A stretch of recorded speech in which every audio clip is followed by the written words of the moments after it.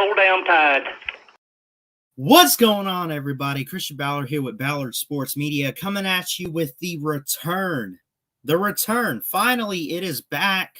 I have finally found a Friday where I really got nothing going on. And even if, who cares? Got to make time for my good friend, Michael Vick, on 4th and Goal, though. Mike, it's been a while since we've done this show. I know you've asked me a couple times to bring it back. It never really got canceled. I've had a lot going on, but first off, I'll say this. My family and I are kind of under quarantine right now, so we can't even really leave the house. But everyone's okay. I guess my grandfather's just kind of been under the weather lately with how he's been feeling. So I guess he got tested. It was positive, but it's nothing major. He's just trying to rest up. But what about you? How are you doing? I've been doing good. Not much going on with me lately. I've been doing some preview and prediction videos. Yeah. So I finished doing the SEC. So I saw that, man. That was really right cool. now I'm working on the ACC. Yeah. We got Jacob Watson in here, my good man. Uncle Lou says, I remember when you fired me from the show. The former co-host. Nathan Peter Goat Burner says he is the best quarterback in the NFL, 5 picks in 1 half. That's very impressive compared to some others. I'll say that. Eso, I don't know, says he's a legend in his own mind. Texas TSIP Central. Arkansas is winning the SEC West this year. If not, I'll eat my hat. Well, you better. You're gonna put some flavor on that hat. You're gonna eat your hat. Goose Sports in here. What's going on? We appreciate everyone for showing up. I see Pizza Woman, Fish and GA1 says if Arkansas wins the West this year, I'll donate my left nut to have fun with that. Pizza Woman's in here too. So Mike Vick, we already got NFL going on. It's amazing. The return of the NFL, but the return of this show. I've just had so much going on Fridays. I just haven't been able to really get around to just working on this show and getting back to doing it with you. It's not that I don't want to do it, but it's here now. We're going to work with it.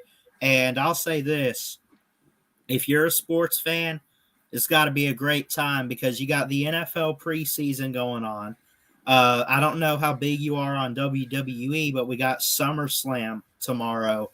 And I'm excited for stuff like I think it's the Mysterios and the Uso brothers. And you got the big main matchup with Roman Reigns and John Cena.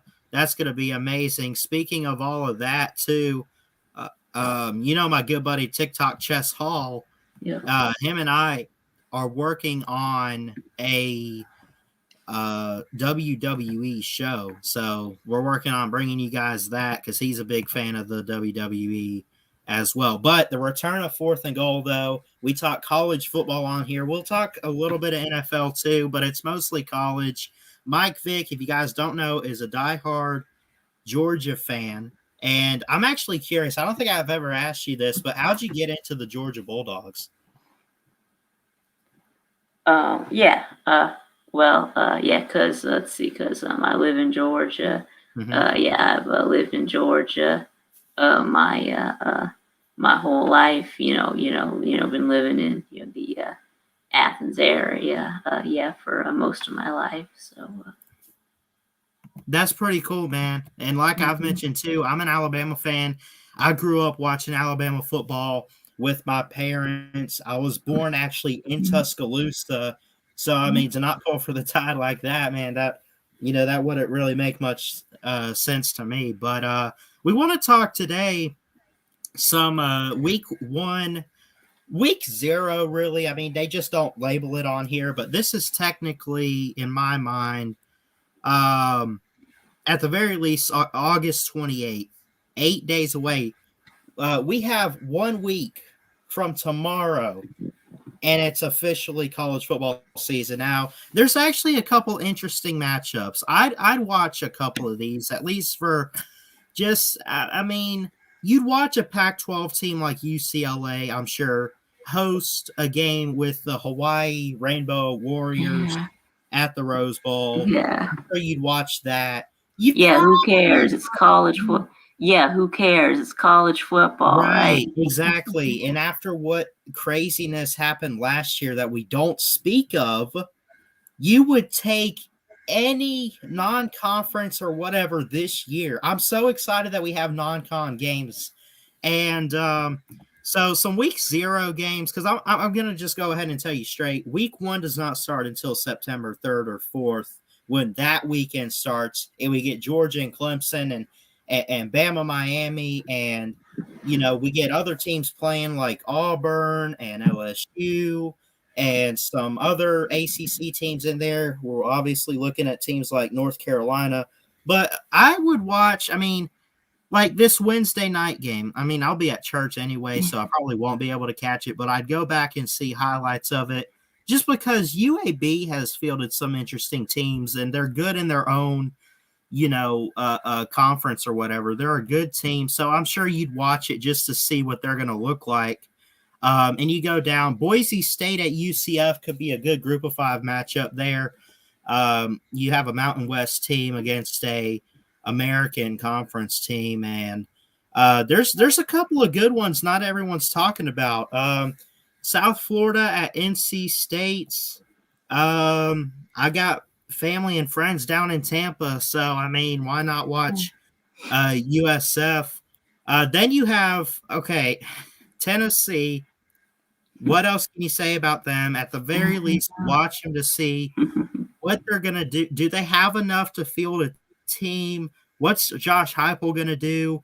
And are they going to lay an egg? Do you think they lay an egg week 1 and lose to Bowling Green? No. No, you think they no, get not to Bowling Green. No, I still think that that Bowling Green is terrible. Yeah, still worse than Tennessee. So I think that they didn't even. That's a lot to say. Win a game last year. I think they were like 0-5 or 0-6 last year. So. And in all honesty, too, on this schedule for Thursday, this is all on Thursday, dude. Look at this Thursday lineup starting at 5:30. This is in Central Time for myself, but it'll be like 6:30 Eastern. You start with Rutgers and Temple. Watch some Big Ten action. Coastal Carolina was a great team last year in their own way. They won like 11 games and they were undefeated. I'd watch them just to see what they're going to look like. But the biggest game of all of these, really, I mean, you watch Arizona State just because they're ranked right there at 25. What are the Sun Devils going to do? Ohio State at Minnesota is probably the biggest game on this list, regardless of what you want to say about maybe Minnesota. It's the number 4 seed, Ohio State. What do you expect from Ohio State? Do you expect a lot this year? Because I'm going to be honest, if I have to make a pick, I think someone is going to knock them off in the Big Ten. Really? So you think that their Big Ten streak has won the Big Ten 5 years in a row or something? Something like that, yeah. At the very least, been right there to do it. I mean, it's if not 5 years in a row, something like 3 of the last 5 or whatever it is. Yeah, that's right. Yeah, they're going to have Penn State. Yeah, they're going to have a new quarterback. Making his first start. So they're trying to replace Justin Fields. I saw last week, and the main guy is C.J. Stroud, but I thought I saw last week, didn't Quinn Ewers, the 5-star recruit, didn't he get eligibility or something? Yeah, everyone. Everyone has eligibility. Well, no. Here's the thing. I don't think he's supposed to sign until. I didn't think he was supposed to sign until the this year, but I guess not, because apparently he's been practicing with Ohio State. If that's the case, and if this guy can play, that could change a lot of things as far as what Ohio State could do this year. Because, man, I'm telling you, I've watched this Quinn Ewers guy, Evers. I think it's Evers. I don't know. Ewers. But I've watched his highlights. I've watched him play. He's a strong, talented, dual threat quarterback. He's got great size. He's got great arm. I mean, he's talented. And if he's going to be the leader for the Buckeyes this year, from what I'm hearing, that he's practicing and he can have eligibility and play this year, that'll change a lot for the Big Ten and maybe what we see happen with the playoff. Do you think? Yeah. But, they got to take care of business with Minnesota, which PJ Fleck had a great year a couple years ago. Last year, really, I don't think we should down any team that struggled last year just because of COVID. It was like even the Big Ten, last minute deciding, you know what, instead of canceling, we'll play this like 8-game season or whatever it is. And, you can't really throw down any team that sucked last year to say. I mean, I don't think you can do that. But at the same time, I really like Minnesota is one of those I don't know because PJ Fleck, has had great teams in the past. It was great in 2019. Do we get that version of Minnesota or do we get a downfall of Minnesota? Maybe they're not what they were a couple years ago. I really don't know. But so you get those games on a Thursday night. You open up, North Carolina's getting a lot of attention to possibly win the Coastal.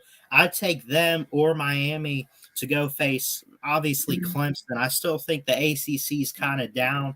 I see Duke on here. I see Wake Forest. I'm not really high on teams like that, but I am high on North Carolina, and they don't have an easy task going to Blacksburg for the first weekend. Friday night game. It'll be 6 Eastern on ESPN. North Carolina at Virginia Tech. Could that be a trap game week 1? Yeah, it could be. Yeah, that's my birthday, by the way. Oh, well, happy early birthday. Y'all Yeah. subscribe to Michael Vick, Vick2 Productions, though. Y'all go subscribe to him. Tell him happy birthday on September 3rd. Yeah. Yes. Anyway, I think this game. Yeah, I think it's definitely a trap game. I mean, it is a Friday night road game, and we all know about the curse of the Friday night road game. So yeah, that's when some of the best games happen, and they put games like North Carolina at Virginia Tech, which I don't think it's a game we should sleep on. I don't think Virginia Tech's a team we should sleep on. I love Justin Fuente, what he's done with the program. I don't know how to describe the recruiting, but he has gotten great players and some good recruits, but it's not enough to really make them, on the top, the higher side of the ACC, but it's not bad. And this will definitely be a good test. Even if they lose this game, Virginia Tech should at least, have something good to say. If they let's say they make it close and it's like a 28-24 game and all North Carolina does is stop them at the goal line or something or get a late turnover or a stop. Give yourself credit because, I mean, look at North Carolina cracks the top 10 in the preseason poll, and to be competitive at home as an unranked team and you compete with a team like North Carolina that's in the top 10, I'd give yourself credit, Virginia Tech. But, yeah. So, anyway, you keep going. This is where it starts now. Yeah, wait. Yes, how about that? South Dakota at Kansas. Yeah, you think Kansas can get a win here? Now you got me there. They are the worst Power 5 team there is right now. That's not even a debate. I think Kansas is probably the worst team in the country. But, I mean, it's not that they can't win games, but it's also one of those, they know how to lose. I think maybe they could beat South Dakota. It's at home. I don't know what Kansas is going to do. I never talk about Kansas. I don't want to hear. I don't know. I just know they're going to suck. The question is, how bad are they going to suck this year? Seriously. What do you think? Yeah, I think they can get the win here. Yeah, I think always give them the benefit of the doubt because it is FCS. So yeah, I think that's This one up probably the here. only game that they win. I'll switch it over to this one because I know we're kind of now into week 1 games. Week 0 looks interesting, but it looks like it's going to get better. There are some games. Again, we mentioned that North Carolina Virginia Tech game.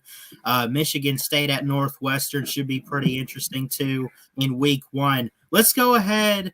Northern Colorado at Colorado. Colorado's been a pretty good team in recent years. They had Mel Tucker. He's now at Michigan State. I don't think Colorado's dead, but, they're a Pac-12 team. I always take the Power 5 over a team like Northern Colorado. It's at home for the Bulls. I guess give me Colorado there. Colorado State's pretty interesting too. South Dakota State's good too.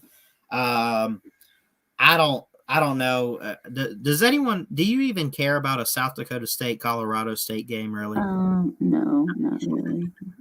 Let's just move on to September 4th. We're going to get to our teams last here, but some really good matchups. Now, Penn State struggled last year. Shout out to my grandmother that watches this channel. Huge Nittany Lions fan. We are Penn State. There we go. I said that. Okay.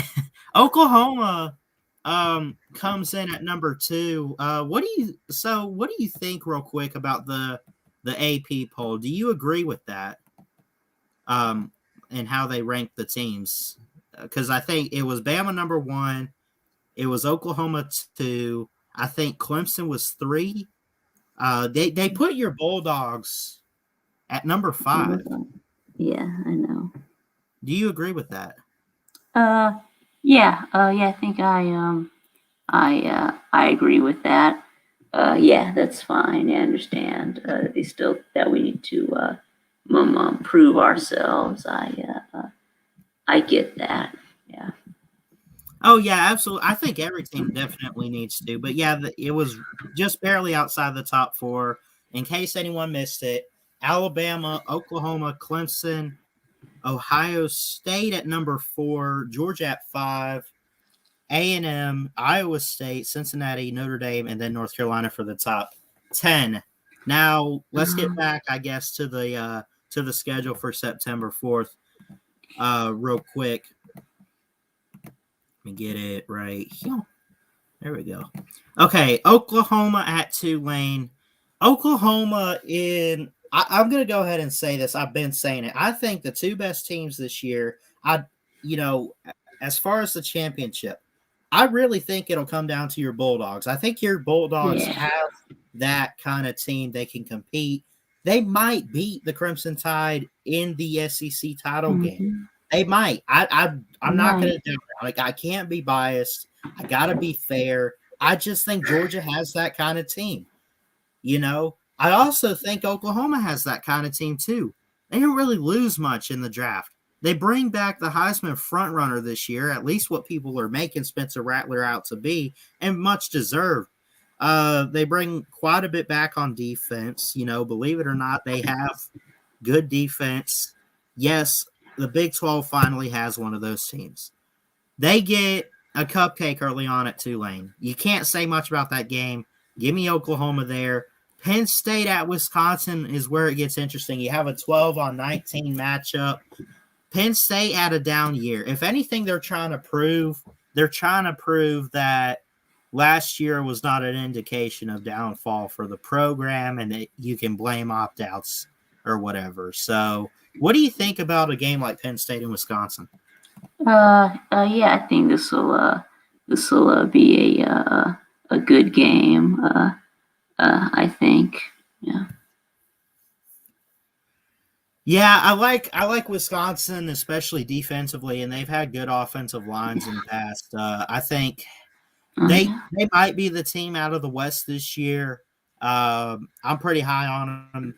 I think they've had good teams in recent years. It's been kind of up and down. They're just one of those. You don't know how good they're going to be or really if they're going to be good at all. But you don't know what you're going to get. So right.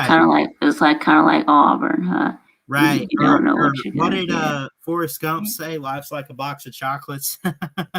You never know what you're going to get. Yeah. Yeah, you never know what you're going to get out of the Wisconsin and what the Badgers are going to do, and especially Penn State too. You don't know, but when in doubt, I normally take a home team. I'd probably start with Paul Chryst and the Wisconsin Badgers, and I'd take them over Penn State right now.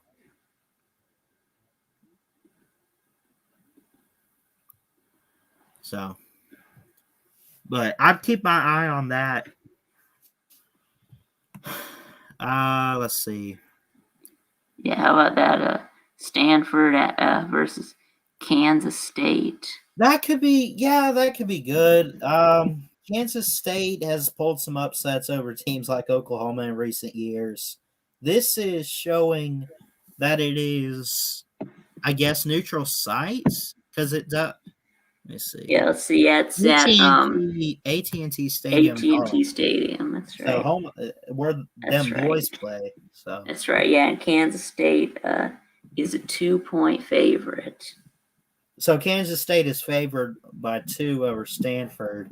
I don't know. I get that. And I don't know what to make of the Stanford Cardinals this year. I really don't. They've had good teams. I mean, at least a few years ago, but they've just been on somewhat of a downfall.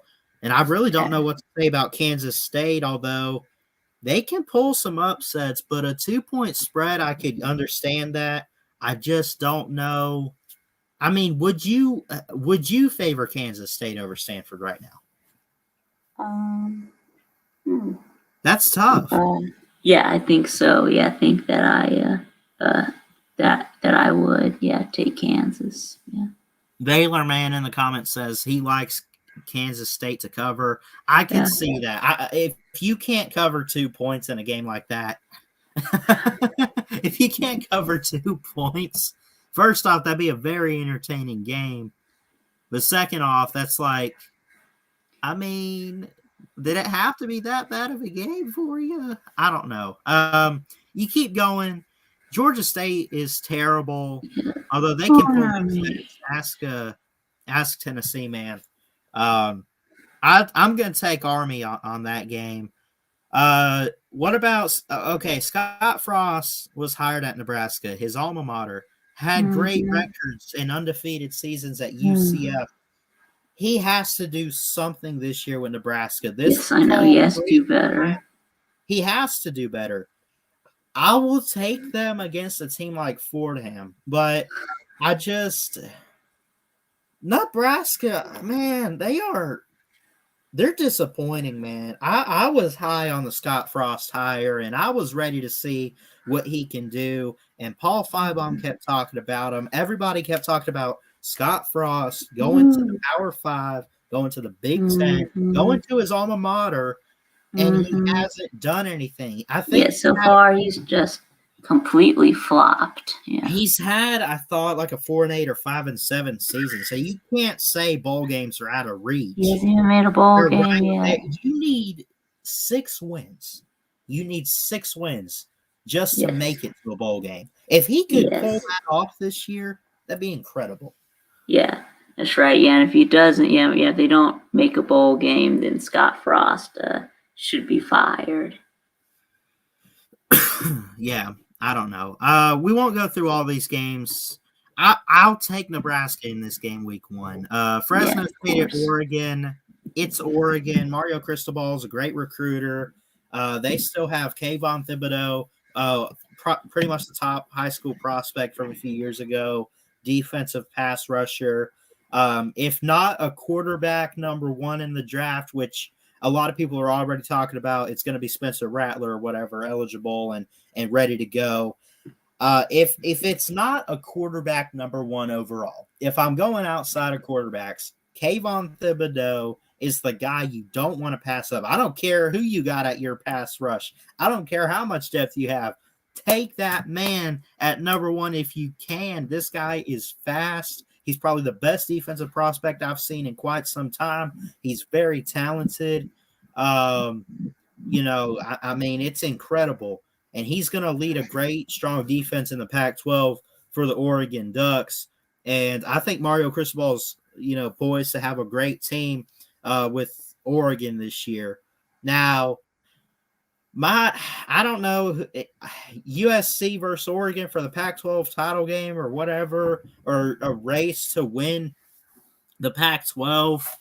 I don't know, but Oregon at number 11 hosting Fresno State. There's really not much I can say about that other than I don't think Oregon can afford a loss like that. No. They got to win. Mm-hmm. Okay, what about back to some SEC action? Yeah. Sam Pittman in Arkansas. It wasn't a good record, but had some good moments and some close games last year. What do you think about them in week 1 against a team like Rice? I think that they'll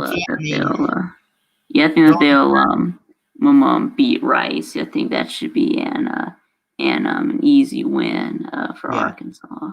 And if they don't, we can kick them out of the SEC, right? I mean, that would be an embarrassment. Yes, please don't lose to Rice. Come on. Yeah. Lost to a grain. Yeah. Just saying. I think Arkansas is going to field a good team. I think Sam Pittman's on the right track.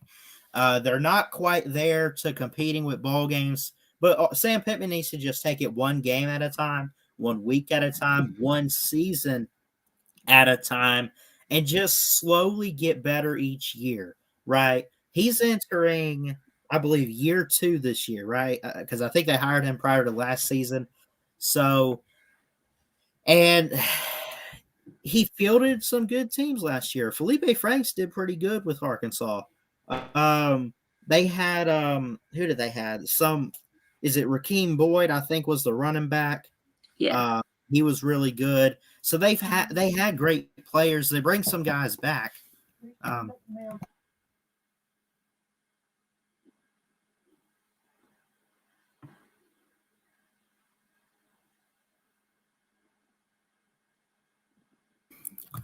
Sorry about that.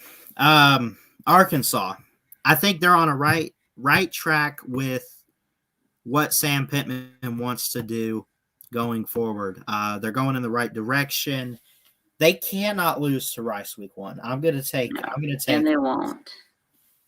I don't know if it's a game to watch, but if we're picking one of these games, Arkansas is a 20-point favorite. 20-point favorite. That's Arkansas. You can't screw this up. Yeah. I mean, when's the last time Arkansas was that high of a favorite in a game? Do you? I'm not asking you to research, but would you have any idea? I don't know. Probably. I don't know. Like 2017, probably. Maybe. Lafayette and Air Force. Air Force has had some decent teams. Lafayette. I mean, I don't know. I don't know. I'd pick Air Force. I really don't know who to go with. Yeah, Air Force. Like I said, when in doubt, I go with the home team. Now, I want to go ahead. This next game on the list, let's go ahead and get into this. I've been hyping this up all off season and getting after Miami fans. I got nothing but love and respect, but Miami is not a team to mess with. This is a top 15 matchup.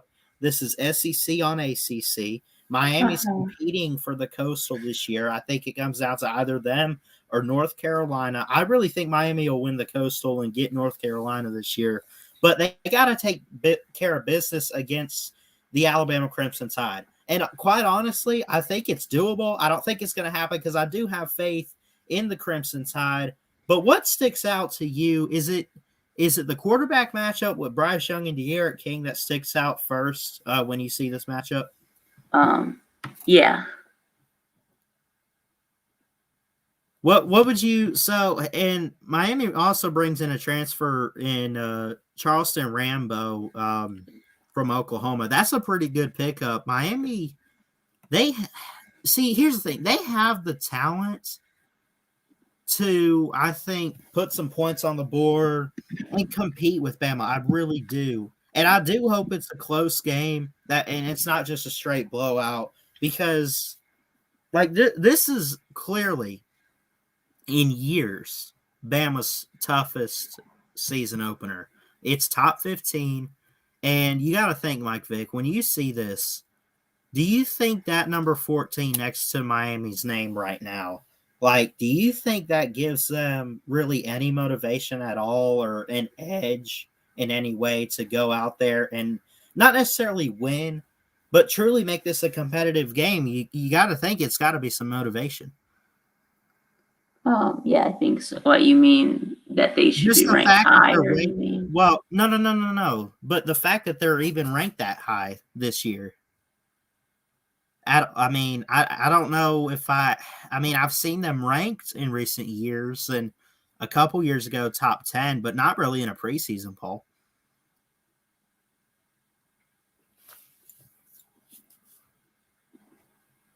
I mean, that's got to be a little bit of motivation to say, hey, we can go out there and put something on Alabama. Not necessarily win, but just try. Yeah, they'll try. Yeah. So, I mean, there's that game headlining today. That's a 3:30 kickoff on ABC, 2:30 my time because all this is Central. Oh, hold on. Indiana. What about Indiana at Iowa? Indiana at Iowa. Yeah, that'll be really good, I think. That's a 17 and 18 matchup. That's Big Ten. Indiana was a good team last year in the East, but obviously, I mean, their fate was sealed when Ohio State beat them. But Michael Penix is a great quarterback. They got Ty Freifogel. Try saying that name 3 times fast. Yeah, Ty Freifogel. And Hayden Hendershot. Yeah, he's really good too. Very fast, got great size and speed. Right, but they do lose Wap Fillier though. Yeah, man, Indiana had some weird names on that roster, but great players. But some interesting names there. Wap. My name is Wap. But yeah, I think in that game, I mean, that's really what I don't want to mess with. You got Iowa opening up. They're always good early on in the season. They open at home. They're only ranked one spot below Indiana.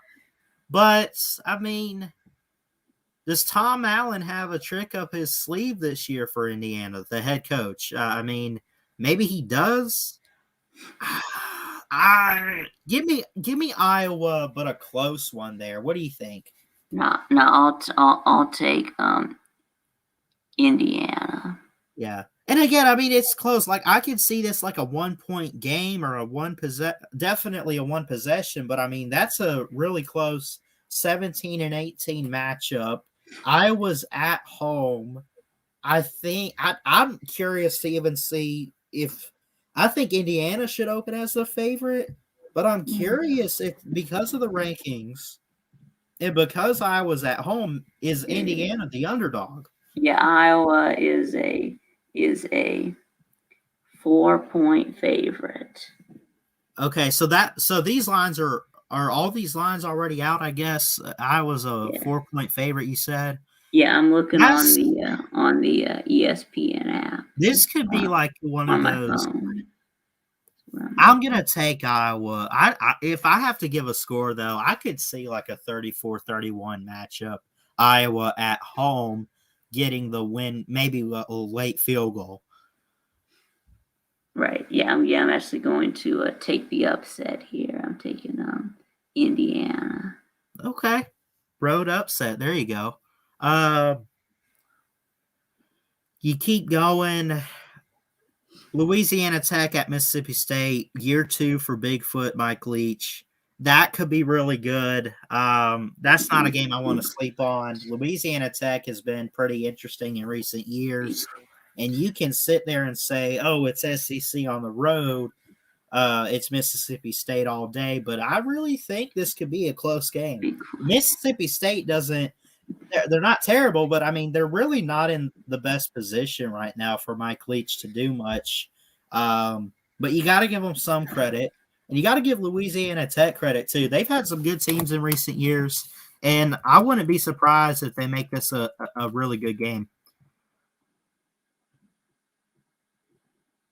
Yes, I was talking about West Virginia at Maryland. Just do this game for gold and blue, dude. Yeah. Yes, I think West Virginia will win. I know that Maryland just hasn't been any good lately. I've heard that they might be good this year, but they might be, but I don't think they're. Not that they're not getting enough hype. They're not getting a lot of hype, but I don't think they should either. You know what I mean? Like, we're talking about them just right. Like, yeah, they'll be good. I'm not really completely sold on Pineapple Jr., Tua Jr., Talia. I'm not. I think he's good, but at the same time, like, you got Mike Locksley as a head coach. Great offensive coordinator for Alabama a few years ago. But it's like, is he really the guy for this job? I don't know. I don't know what to expect from Maryland. I could probably see them go 4-8. Maybe they improve a little bit, but that West Virginia game, West Virginia is going to be pretty good this year. I'm not ready to take Maryland in games like that. Mm-hmm. What's up, Chess?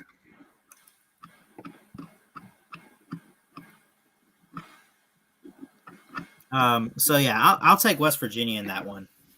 Oh yeah. And let's do this.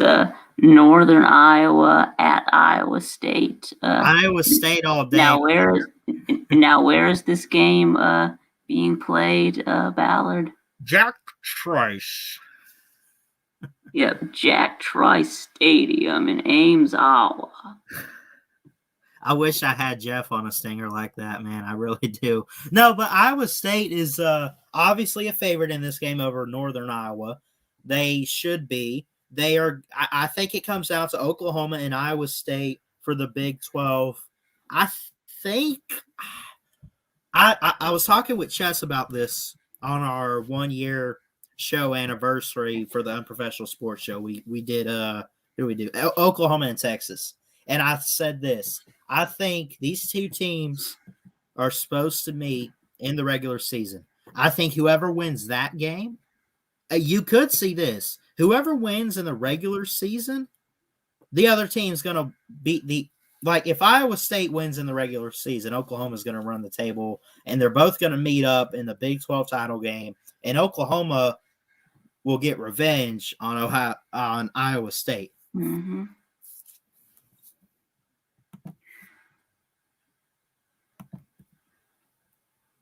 What do you think? Yeah, I think that this will be an easy win. I think that Iowa State should destroy Northern Iowa.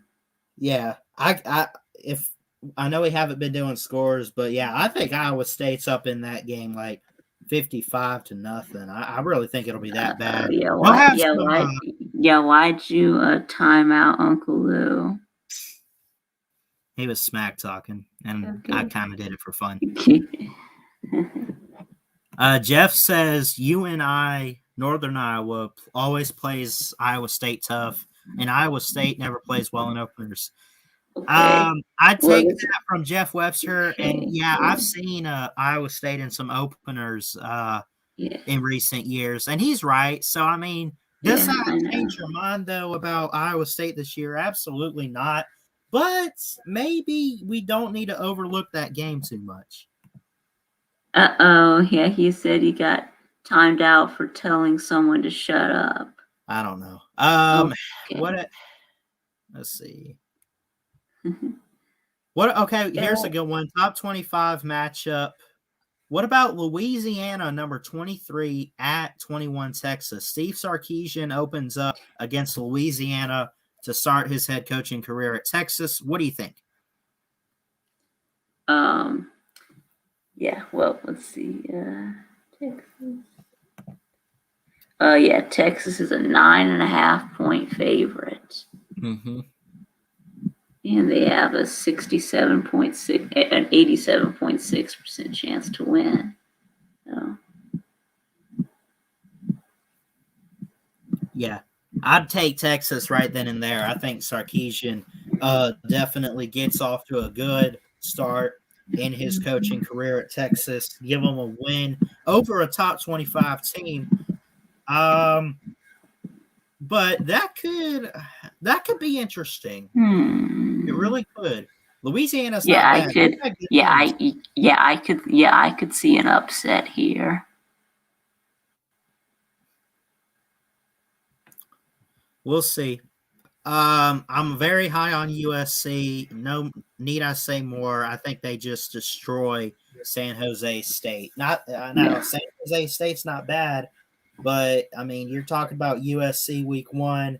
USC has Kendon Slovis, and some key guys on the defense too. You got Kendon Slovis, who's going to be a top quarterback in next year's draft. He's got weapons around him. I love their offense this year. I could see them scoring maybe 30 points a game. And I could see this one, though. It'd be like a 31-10 over San Jose State.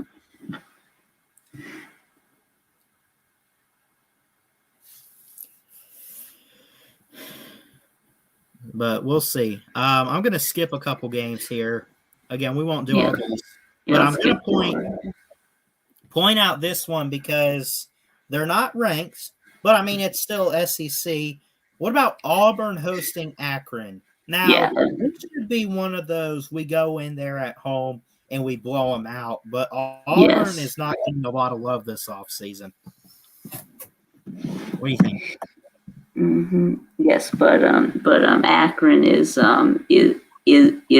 terrible though. I think they have one win in the last 2 years. So one win in the last 2 years. I think that in 2019 they were 0-12, yeah, and then they were like 1-5 last year. So this next game. First off, how bad do you think South Carolina is going to be year 1, Shane Beamer? But I want to know what you think about South Carolina this year. And what do you think about this Eastern Illinois game? Yeah, I had South Carolina going 5-7. Okay, that's not bad. Right, but I think they'll beat Eastern Illinois. Okay. Yeah, I think they beat them. It's going to be interesting. I'm going to say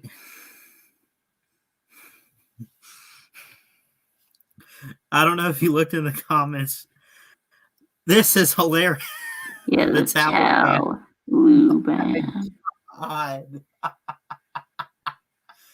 Oh, crap.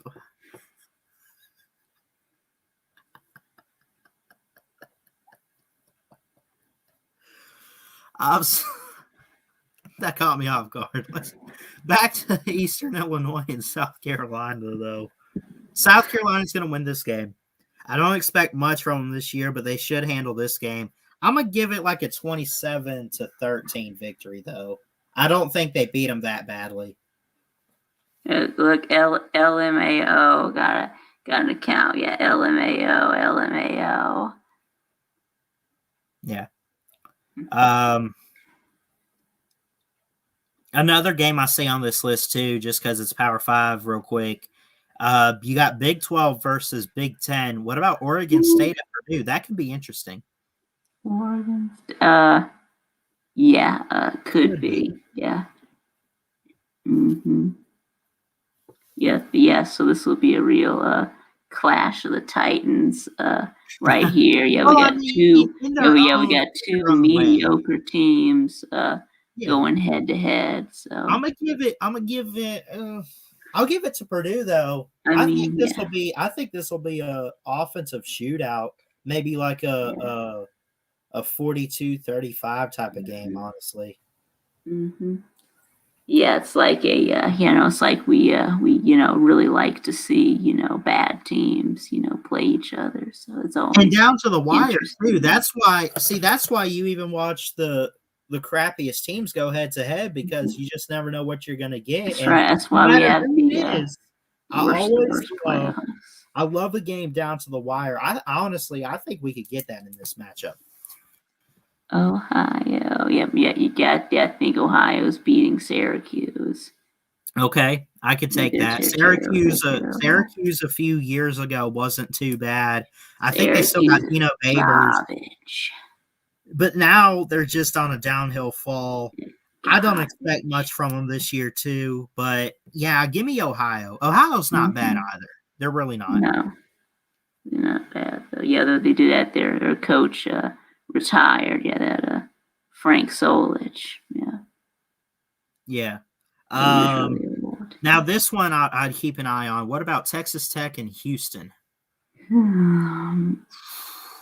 That's tough. It's tough. I think I'll take. Let's see. Yeah. Texas Tech is actually a 2-point favorite.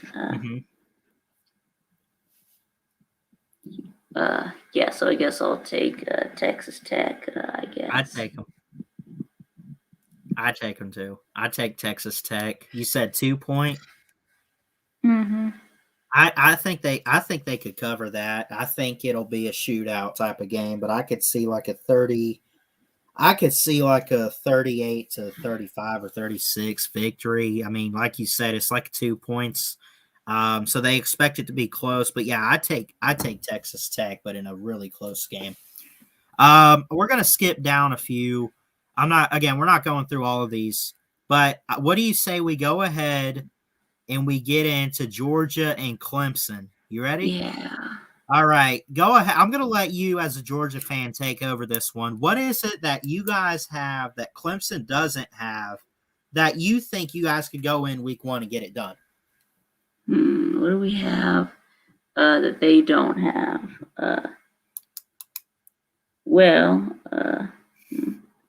Let's see. We have JT Daniels. I think he's really good. I think he's the we finally have a good quarterback. I mean, he's our best quarterback since we had Aaron Murray. So I think he's gonna have 300 yards in this game. I like y'all's. I really think you guys have an edge in receiving over Clemson. I just and I'll be honest, it's tough. It's close. I love JT Daniels, but talent wise, based on what we saw coming out of high school and hype and everything, the main guy is DJ Uiagalelei. But at the same time, again, it's close. Here's the difference. JT Daniels proved himself last year. Meanwhile, DJ, even though he had a great game, yes, they lost to Notre Dame, and then some other ACC team he played against and they beat. They just straight up spanked. But that's nothing. So this is truly, in my opinion, DJ's first true test as a starting quarterback for Clemson. Not that I'm doubting him, but if you want to talk more experienced and on a big stage, JT's been there, So, but I'm ready. So the week of these games, I'm gonna do a preview and prediction for Bama Miami, and then I'll get one out for Georgia and Clemson.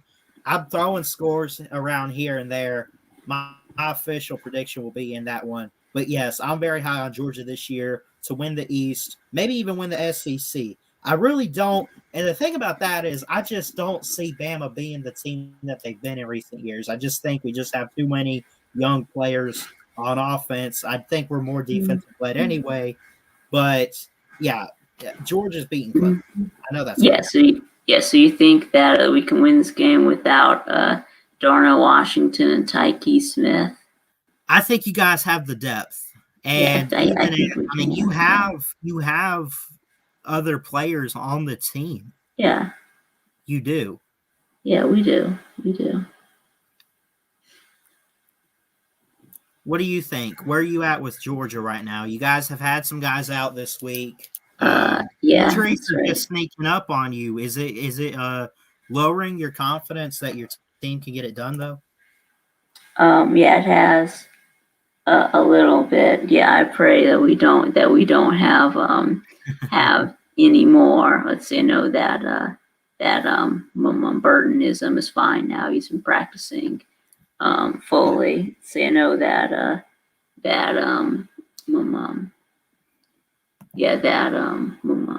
Kyrus Jackson got his knee scoped, I think, but I've heard that he's close to being back. I think right now the only players that are doubtful for the Clemson game really are just Darnell Washington and Tyke Smith. So. And then you got to think too. I'm pretty sure. I haven't heard much news on Justin Ross for Clemson. I think from what I'm hearing, isn't he still? I think he's still out, right? I heard that he was cleared. Yeah. Oh, okay. Tell you what I'm going to do, Vic. I'm going to drop the StreamYard link. We're going to let only like one or two people on here. I see Jeff and Chess in there, really, but we're not going to like turn it into a major hangout stream. But we can, we'll get a couple people in here that we're used to talking to, and maybe we can talk a little bit more about whatever games. How about that? Yeah. Jordan says he played in scrimmage yesterday. Okay, so Ross is playing. Justin Ross is cleared, so that's good for Clemson. Y'all had a scrimmage yesterday. Okay. I thought normally teams scrimmage on Saturdays, but is that when Georgia has theirs? Yeah, we scrimmage every Saturday. Yeah, I think I think we got this one. I think we got one more scrimmage next week. So. Who the hell is this? I'm not putting this name in there. That's not. Yeah, so I think after this scrimmage, I think that we're going to know a lot more, about where we stand, as far as injuries.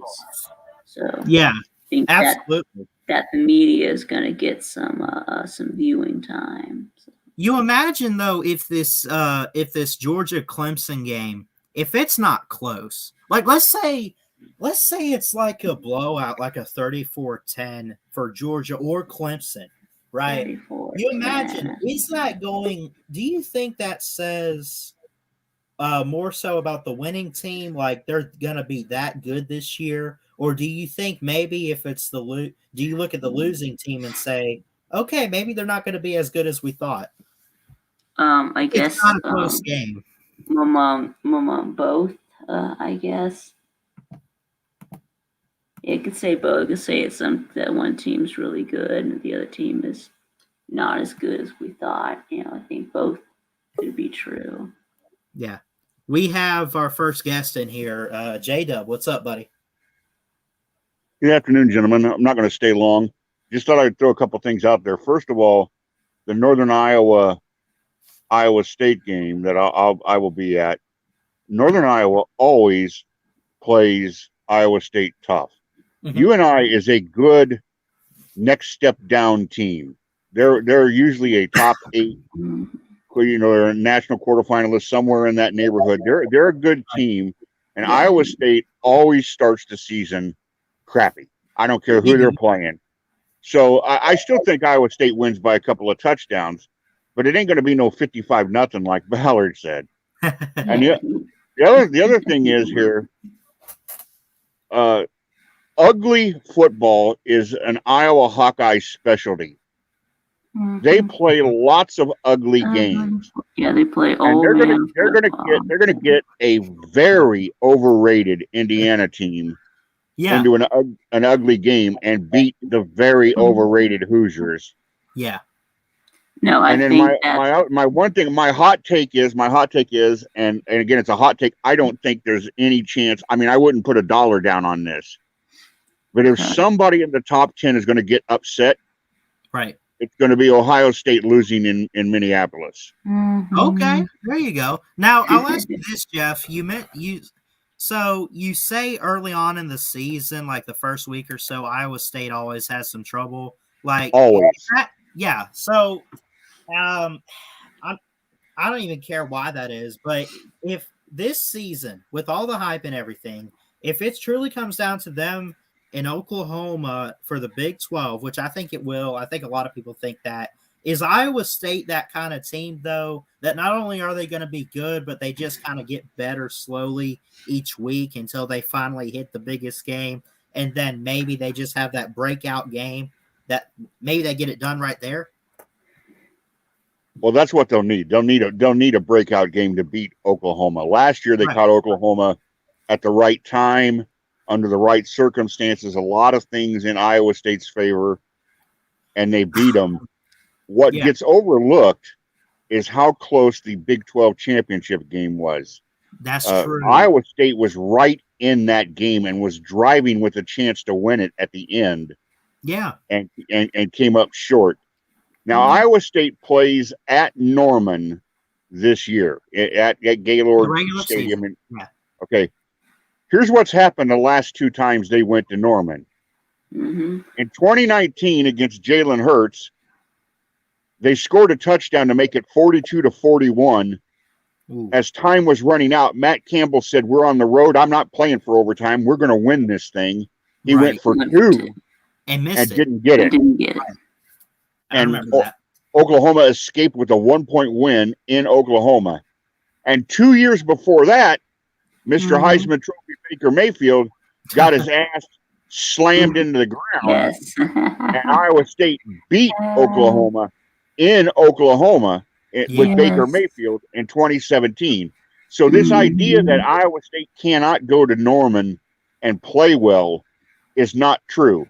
Now, having said all that, I don't think they beat Oklahoma this year. Right, but they compete. But the idea that the game is a foregone conclusion, I think, is wrong. Oh, absolutely. I mean, these big games that we've talked about, the Georgia Clemson, and you talk about all these, the proper term I guess we're using is playoff contending teams, like Iowa State this year in Oklahoma. Like, I don't think, like, it's tough to pick, but all you can say is that you can really expect them to be very competitive, and Iowa State, Oklahoma, this year is just another one of those games. I'm telling you now, the Iowa State hope here, what the people here want to see is, if they won the Big 12, would that mean they would be in the playoff position? Maybe, but they might lose 2 games and then win the Big 12 and not be in playoff contention. No. The thing here is the people in the Cyclone fans want a conference championship. Yes. Right. That's what they want. That's what they're starving for. And if that means the playoffs, they're not even thinking about that. They're not even thinking that. They just want another shot at the Big 12 title because they don't ever get them. So that's right. I think I remember my mom last year actually picked Iowa State in that Big 12 title game. So yeah, I think it was 27-21, something along those lines. It was less than a touchdown. Yeah, it was 6 points. I mean, that was that's like a score in overtime to win it. You know what I mean? And to be perfectly honest, that was maybe the worst game of the year for Brock Purdy. He did not play well in that game. And I know that he took it personally. He was just devastated. And he blamed himself for losing that game. And that was part of the reason why he was so motivated to play well against Oregon in the Fiesta Bowl, was because of the bad taste that was left over from the Big 12 title game. I'll ask you this too, because not only are they playing Oklahoma and Norman, and I'll ask your opinion, but it's week 11. It's literally the second to last game. And then 2 weeks later, they potentially, if things go right like we expect them to, they face each other again.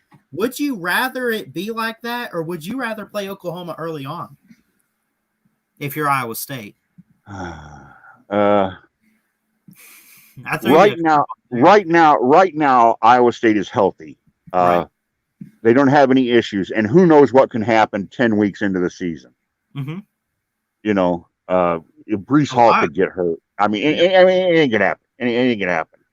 So, and Oklahoma is one of those teams that's just going to get saltier and saltier and saltier as the season goes along.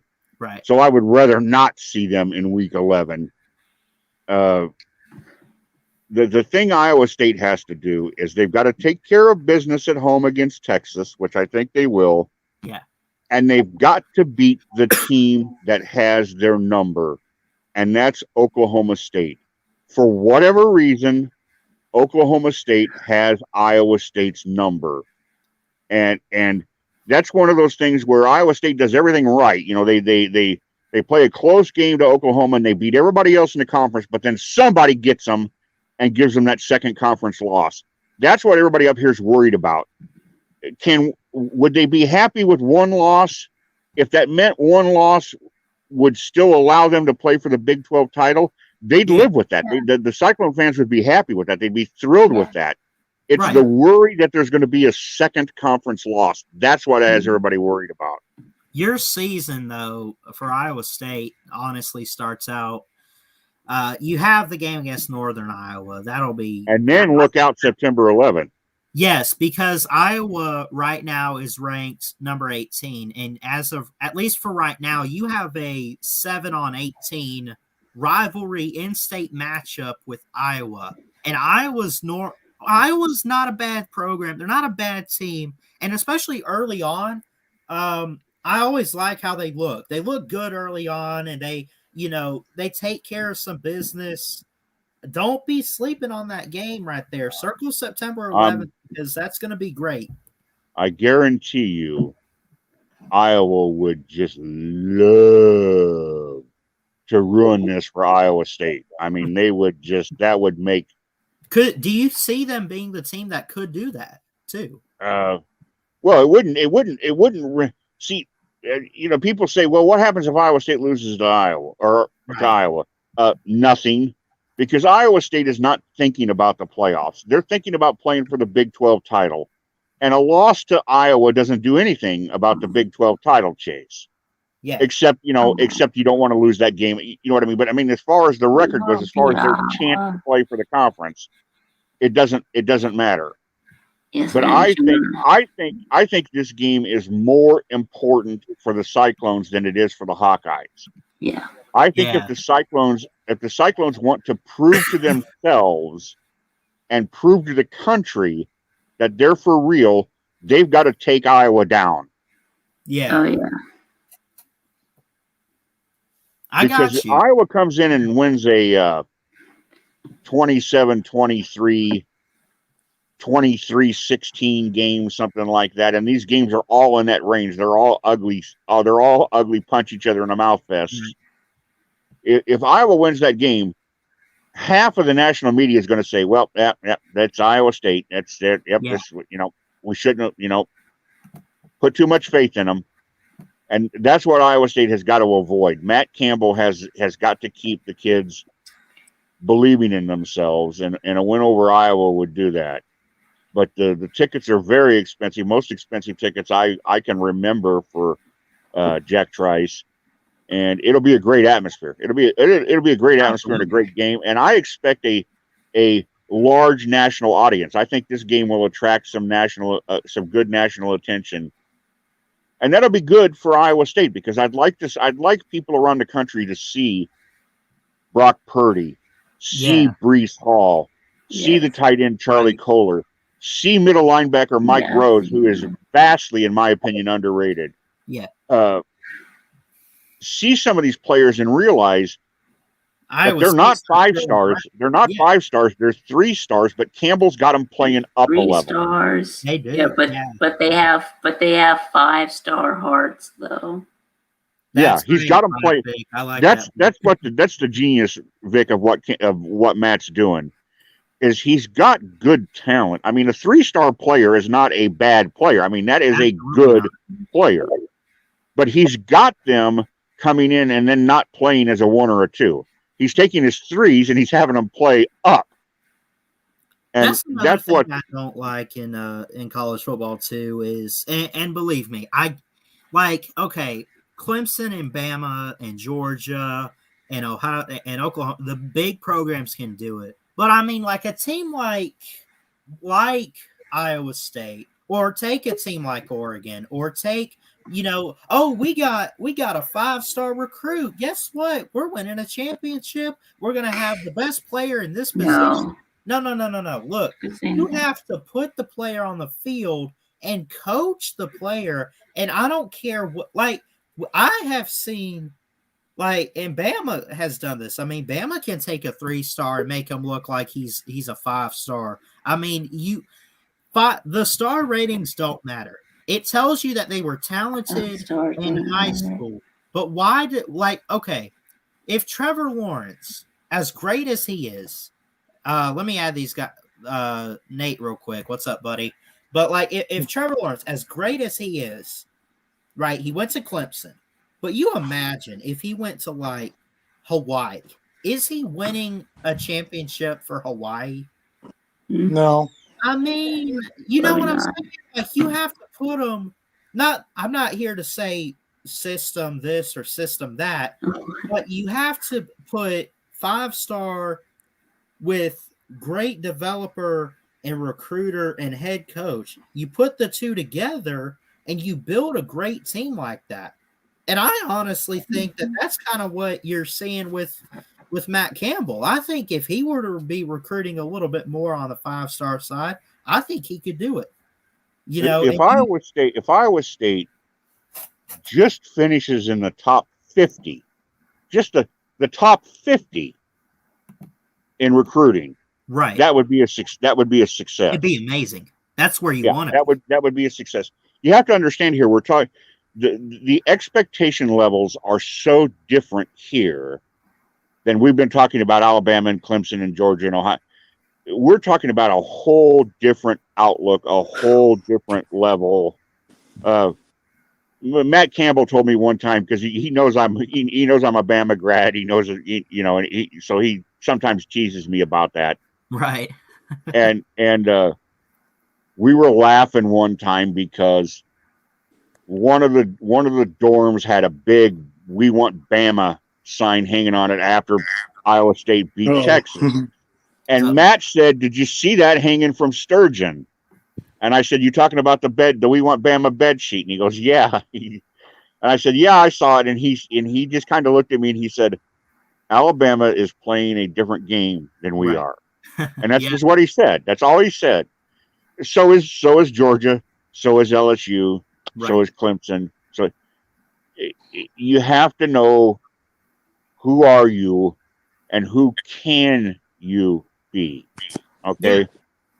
The facilities in Iowa State are underrated. They're good. They're quality facilities, but they're not Ohio State's facilities. No. They're not Alabama's facilities. They're not Texas A&M's facilities. Right. And Ames, Iowa is 45,000 people in the middle of a state of 3 million people with 8 million hogs. And it's in the middle of nowhere, and it doesn't have any kind of a reputation, any kind of a tradition. Right. So he's got to get the kids he can get, and then pick up 2 or 3 cherries along the way that say, like Brock Purdy did coming out of Arizona, "Hey, you know what? I think if I go up there, I might be able to make a little splash." Right. And that's all they're trying to do. That's all they're trying to do.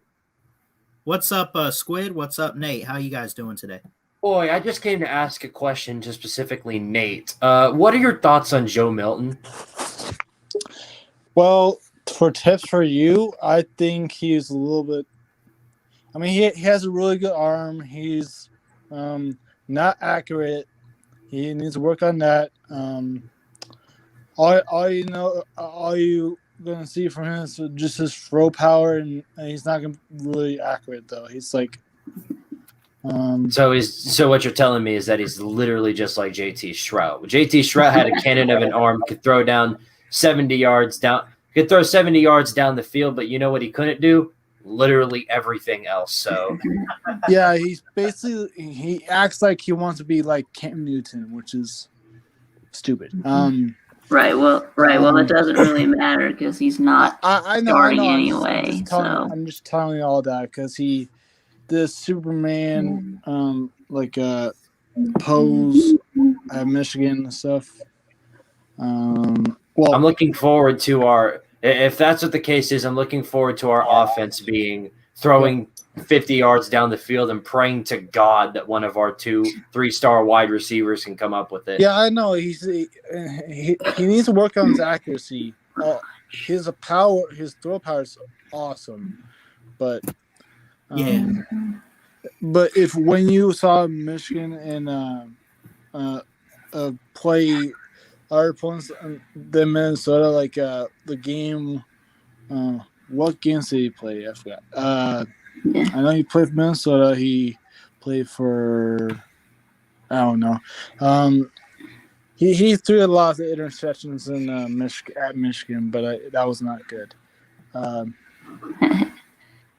But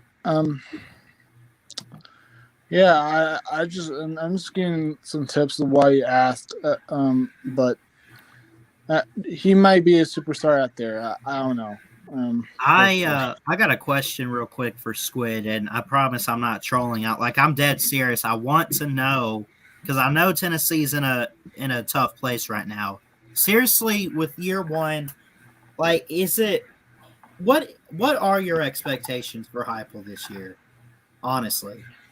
Well, originally I thought it was going to be a bowl game, but already he's already off to a bad start in my eyes because him not starting Harrison Bailey is probably one of the stupidest moves I could have ever seen. Not starting Harrison Bailey.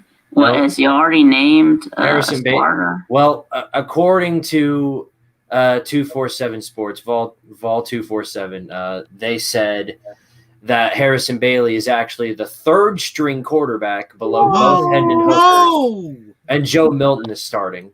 What? Who's the backup? Are you Hendon Hooker? Come on. Hendon Hooker. I know. I thought it was going to Joe be Milton. Harrison Bailey. Harrison Bailey. I know that when I did my Tennessee preview, I had Harrison Bailey as one of my impact players. So. I could understand a situation where maybe you start someone else over Harrison Bailey, but if he's not at least your backup second guy, that's ridiculous. You see, he's pulling a Jeremy. He's the best guy you have on the roster right now. He's pulling a Jeremy Pruitt to Jeremy Pruitt saw Jarrett Germanamo throw fade routes in practice and thought he was the best quarterback of all time. Yes, so that sounds that's a lot basically like, what we're looking at right now. That sounds like Kirby Smart. Yeah. Everybody's watching Joe Milton throw 70 yards down the field, even though he can't throw anything else, and are saying, "Oh, he's the next Peyton Manning." Let me tell you. And so, now we started a new arc at Tennessee. So here's what you have in Knoxville. You have two quarterbacks on the roster. They're not the best in the world, but they're good enough that you'll say they'll do for Tennessee. And then you got a bunch of – I'm sorry, I got to say it. You got some drunks running around Knoxville saying that this other guy that nobody's heard of, Hendon Hooker or whoever you said, is the guy for the season of Tennessee. This guy is it. Well, so you're Hendon Hooker. It should be either Milton or Bailey, and I think it should be Harrison Bailey. No, to me, it should be either Hooker or or Bailey to me. To me, it should be Harrison Bailey, and it's not a discussion at all. It's not even about who's the most talented. It's about the fact that Harrison Bailey absolutely deserves that starting spot. He came in last year where Jeremy Pruitt made a promise that, remind you, he didn't even live up to. I told him he was going to start, told him he was going to play through the season, didn't do any of that. He played 2 games, started out 2 games, and he makes one mistake on a fumble, which wasn't even a fumble. It was an incomplete pass that the refs completely overlooked, and they called it. They called it a fumble, and that was enough for Jeremy Pruitt to bench him throughout the rest of the season, throw in JT Shrout, who, according to what I know about Joe Milton, is they're literally the same players. So if this turns out to be the case that Joe Milton is starting over Harrison Bailey, and Harrison Bailey actually turns out to be third string, I will lose all hope in Josh Heupel knowing whatever the hell he's doing at Tennessee. Yeah, I know you compared C.J. Stroud to Joe Milton, but I haven't seen Stroud play yet. Go ahead. Here's what's being overlooked. There are people who have spent their careers around college football who are making 6 figures, and their name isn't you. And they're at practice every day. They see the kids in the weight room. They see the kids, how devoted they are in study hall. They see what their food habits are. They know whether they like to fart in the shower. They know everything about these kids. Yeah, right. All right. They're the ones getting paid to make the decision. I didn't like Tua being selected over Jalen Hurts, because to me Jalen Hurts was a winner. No matter what happened in the Natty game, Jalen Hurts was a proven winner. Tua had a flash in the pan game. It's like, but I wasn't in Tuscaloosa watching all the practices, getting the feel for what the team thought, how the team felt was the better fit. We don't know about Harrison Bailey. The offensive lineman might hate him. We don't know. You just have to trust your coach. I understand where you're coming from as a fan. I get it. I mean, I get it.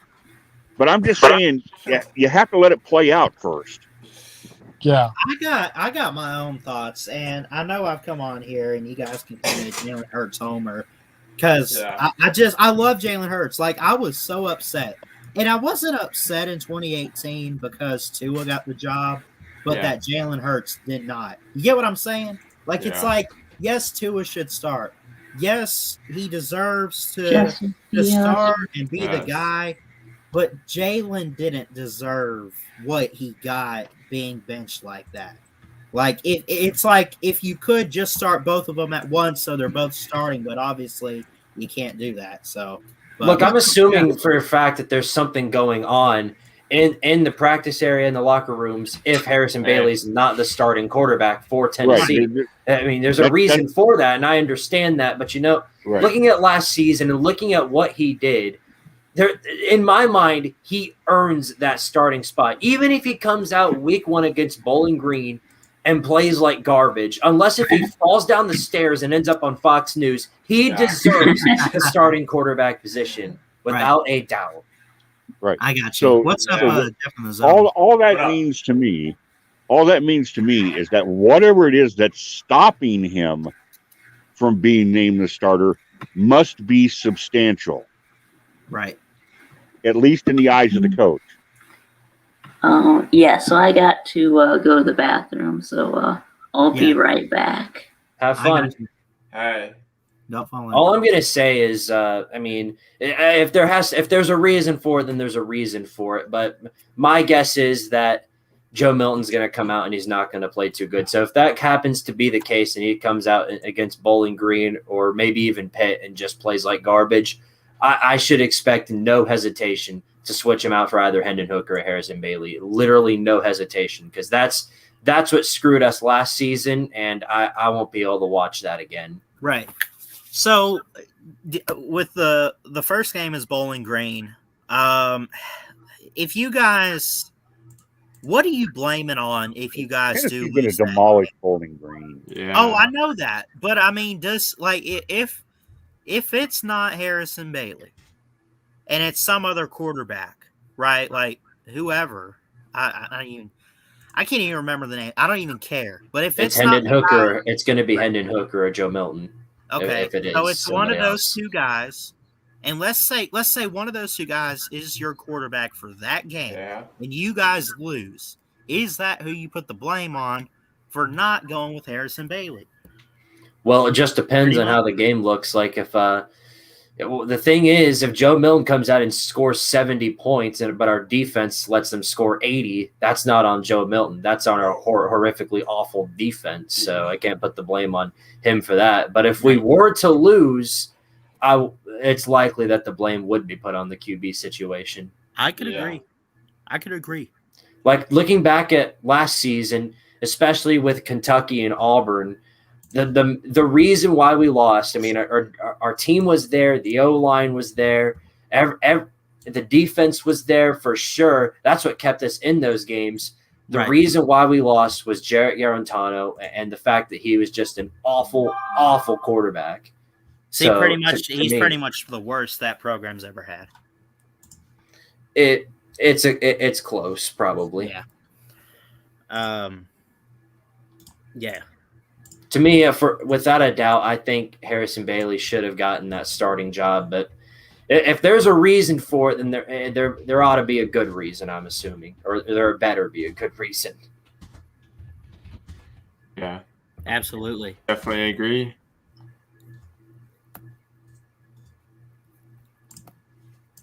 Let's see. So. All we can all agree on, welcome back college football, right? I mean, it's here.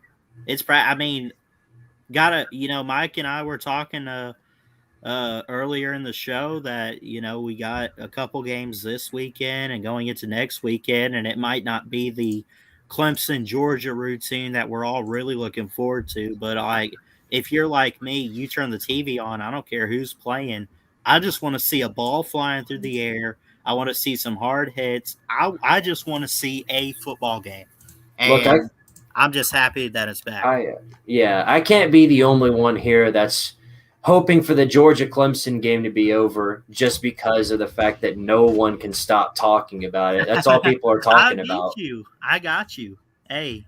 I'm super excited for college football. Yeah, that Georgia-Clemson game, if they start literally – every single conversation I've had always turns into the freaking Georgia-Clemson game, and I'm just ready for that game to be over. So finally, we can focus on another game that isn't Georgia-Clemson. I'm so ready for the season. I might stream something like Southern Utah, Arizona State for you guys just to get things started.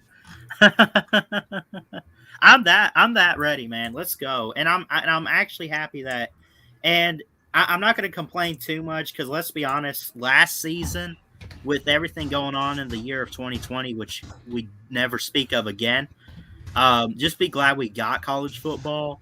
But I'm just happy that regardless of who it is, we got some non-con games and they're always great. We got them this year, so I'm happy about that. Mm-hmm. Oh, by the way, shout out to Chess Hall. He made a bet with me a couple of weeks ago.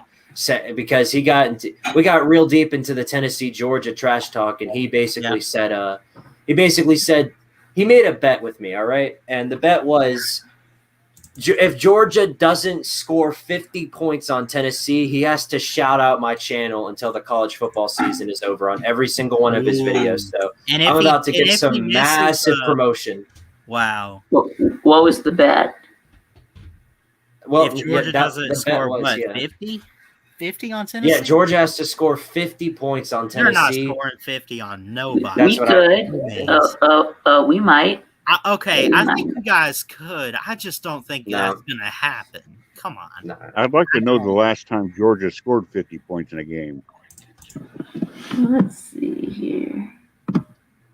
Yeah, I can give you that. Hold on. It's been very, very long since I've last seen Georgia score 50 points. It's been so long that I've never seen it. No, I see in 2019.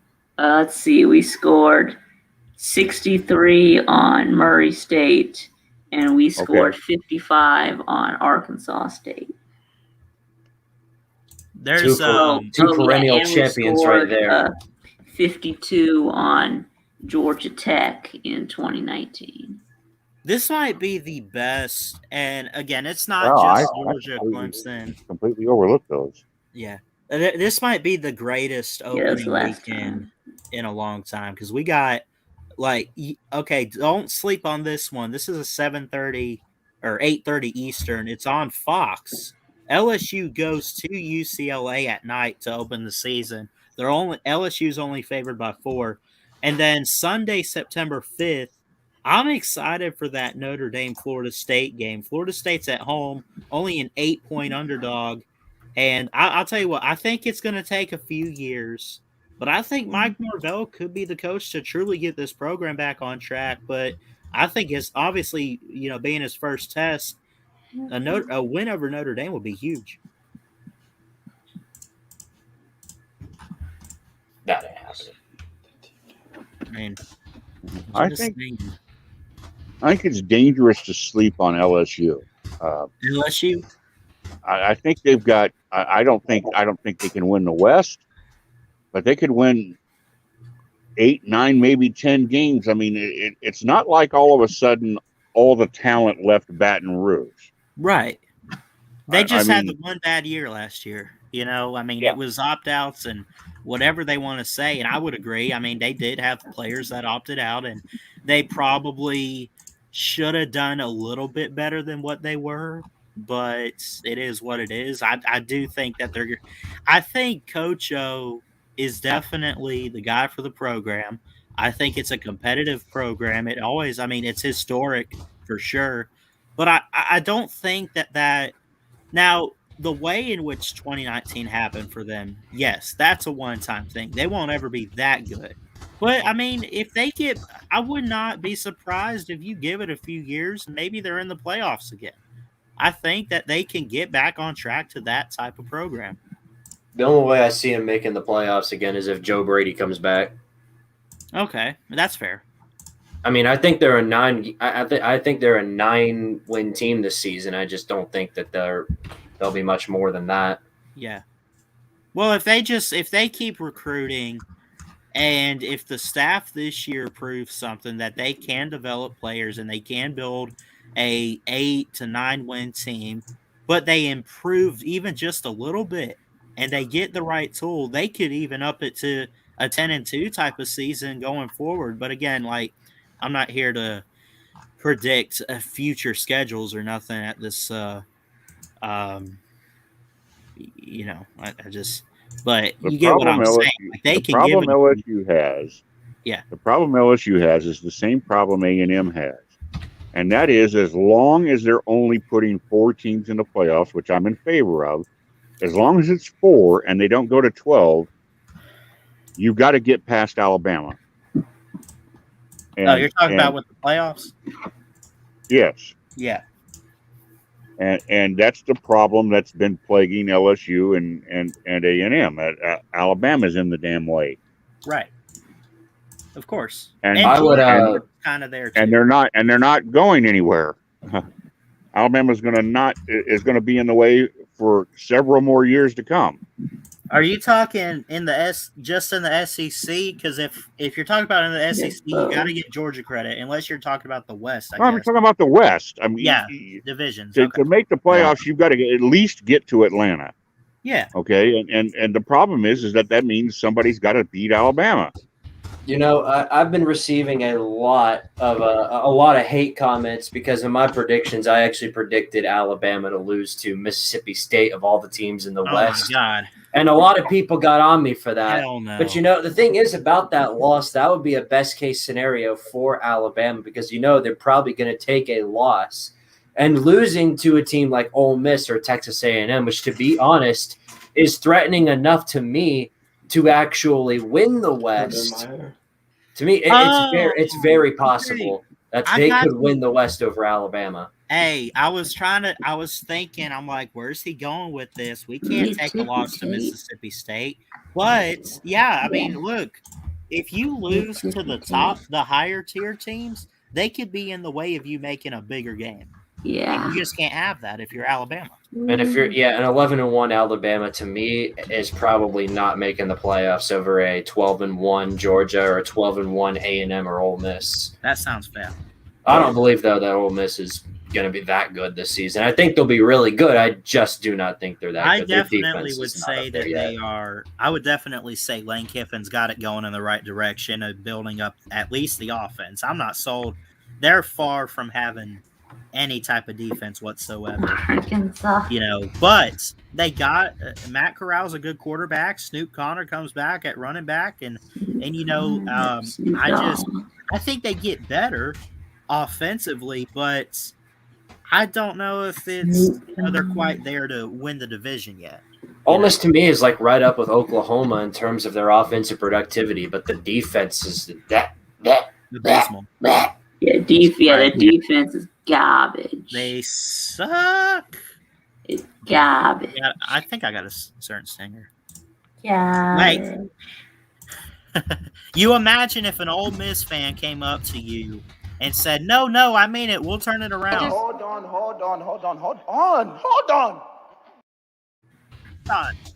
Hold on. You saw it last year. You saw it. It was. He's going to give it to him. I can throw it behind my back better than that. What? Huh?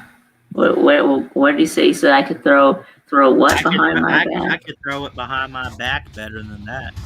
No, I doubt that. I honestly thought you could've Saban was that. getting ready to get trucked right there. I know. Yeah, Yeah, you got dangerously close. I know. I love so much to that be they in the middle of the mic'd up. action. They mic'd up Coach in the spring game, and that was incredible. And I was sitting there watching it with my grandmother, and I said, "Why can't we do this during the season?" And it's like, if the whole What world happened, heard, Coach? Something. if we mic'd up Saban during the season, he'd be out of a job because he'd be saying stuff on national media. Yes, that's true. Well, I'm a skedaddle on out of here. Good talking to y'all. I got I'm actually hosting a Rocket League tournament at 8 live on Squid That'll be Card, so cool. that's going to be Cool. interesting. Nice, man. Y'all have fun with that. Rocket League I tournament. will try my best. Thanks for stopping see in, y'all. Yeah, Yep. no problem. Bye. Who put something in the private chat? Jeff and Zoe. Hey. Yeah, I got Discord. What you? I got a couple of sports chats in there. I should promote it more, but my uncle helped me set it up to talk sports with other people, even outside of this. I guess. Yeah. I'll friend you. Hold on. Hey. I see you put it in there. Yeah. Let me get you. Oh.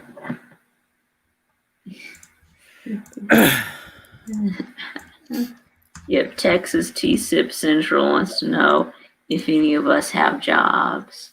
Yes, I do. Working on it. Yeah. Work at a store. Yep. You too, JW? What? You too? You got one? Do I what? Who's your NFL team? Oh, I'm sorry, I couldn't hear you. Say it again. Oh, who's your NFL team? Who's my NFL team? Yeah. Oh, I like the Bears.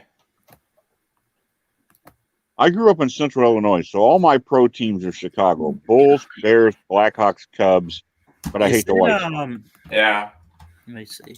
It's as it's written right there in the private chat, right? Yes, it was Bears, Cubs. It's not. It says you're not accepting friend requests. You'll have to add me. Okay, wait, how do I change that? I don't know. Yeah, I'll change that right now. Dumps and cyclones. I'll put mine in the private chat if you want to go and Yeah. add me on there.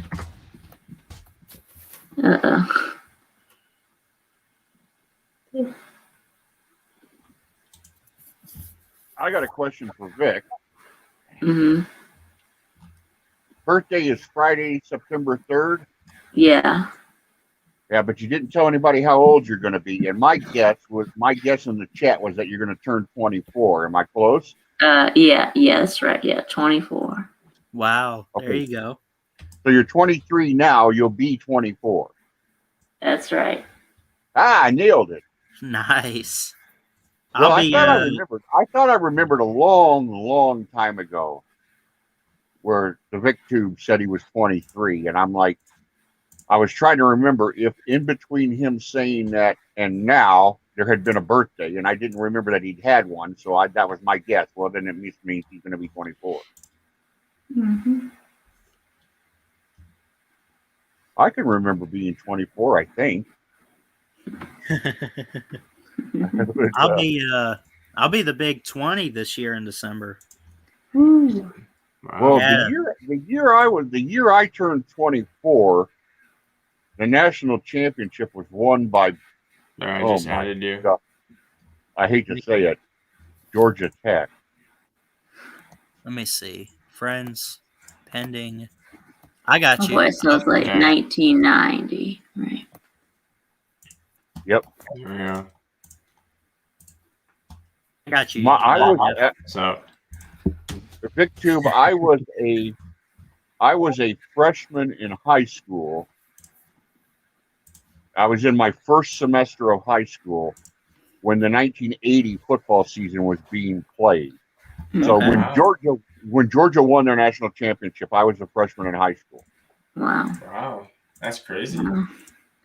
And I remember it. I remember everybody, even in the middle of Illinois, was like, "Who the fuck put cleats? Who put sorry Ballard? Who in the world put cleats on this Mack truck and gave him a number 34 jersey?" Yeah. wasn't 34? He was big and bad and lean. That was Herschel. That's what. Yeah.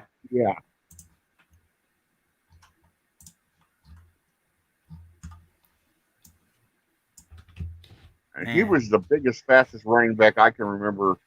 Earl Campbell was about 3 or 4 years before Herschel, but then there weren't any great big backs until Herschel was the next one. Yeah. Hey, Jeff in the zone. Remind me again, who's your college team?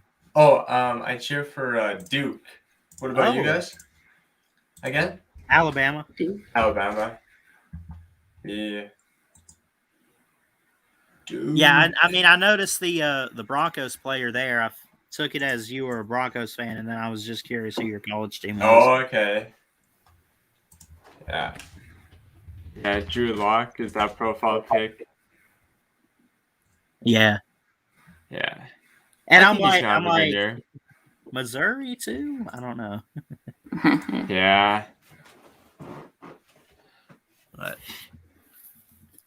I'm trying to think of. I get this wrong all the time. It wasn't Philip Morris. It was somebody else. It was a woman who was, and it was tobacco company money that founded Duke University. Dang. I can't remember if it was Philip Morris or Winston or somebody in the tobacco companies.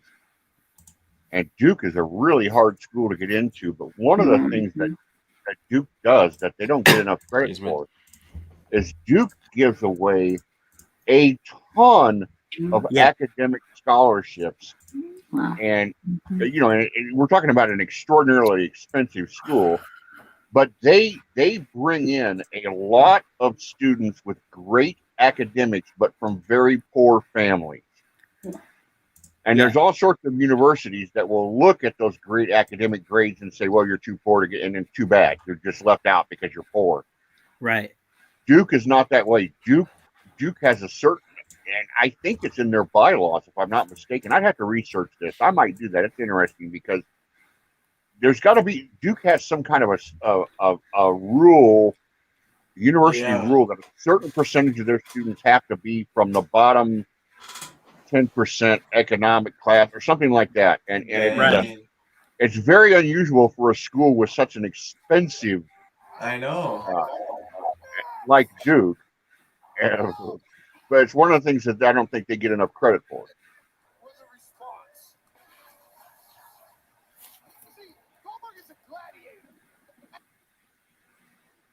Like, I give you another example. Notre Dame,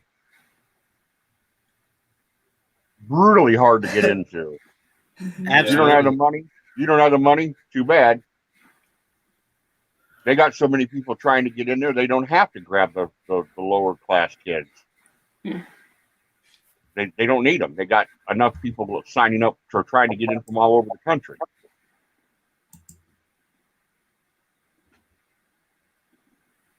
I had a 3.85 in high school and a 27 on my ACT, and I didn't even look at Notre Dame. That wasn't. What was your best subject? My best subject? Yeah. Oh, hands down, history, social studies. That's nice. Government civics, social studies, history, world civ, whatever you want to call all those kind of classes. Yeah. I rocked in those. I was never that great in those classes, really, especially U.S. history. Me neither. History. When I went to Bama, I took a lot of those classes and a lot of political science too, because my initial design was not to get a degree in communications. I was going to get a degree in American history and teach high school. There you go. Yeah. The worst mistake I ever made in my life, not doing that. Yeah. Changing my mind was the single worst mistake I ever made in my life. Why did you change your mind? I regret it to this day. You just kind of have that moment in college where you're like, you know what? I think I'll go communications route. Yeah. Yeah, I had an advisor. Yeah. Urging me to go that route. I had the grades. I had the classes already lined up, set up for that.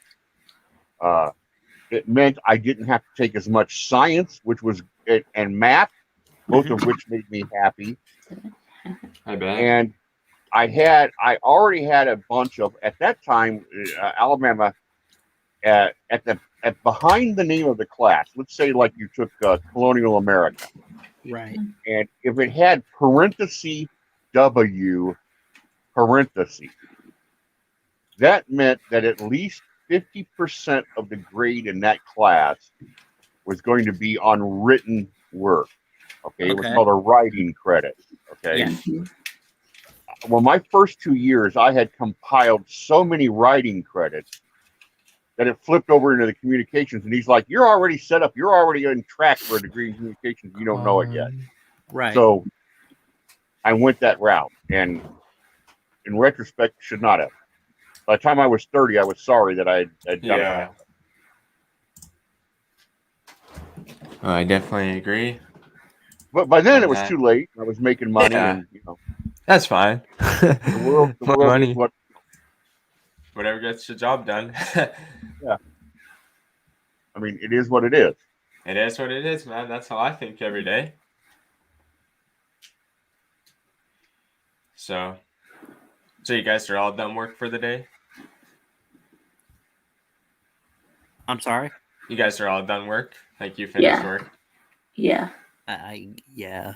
I have an unusual assignment tonight at about 6:30. I've got to go to a local high school here who's having their fall sports kickoff. They're having a football scrimmage, an unscored scrimmage, and the volleyball team is going to be introduced, and the swimming team's going to be introduced, and they're going to introduce the band and all that happy shit.